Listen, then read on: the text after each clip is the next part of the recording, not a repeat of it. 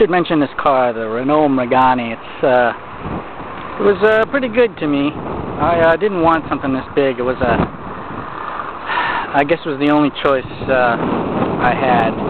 It's a little four-door, four-bagger diesel, but it's plenty big, almost too big for really exploring around Italy. So if you come here and you're a stupid Americani and you get a SUV, good luck.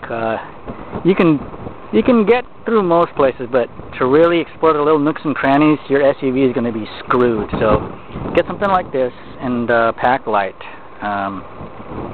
Just a little tip from my European adventure here.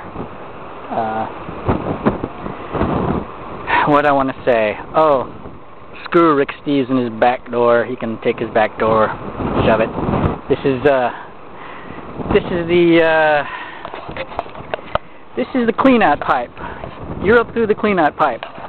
If you want to stay in, if you want to stay in some places that are kind of yucky, but you'll be staying on the cheap. Well, bye.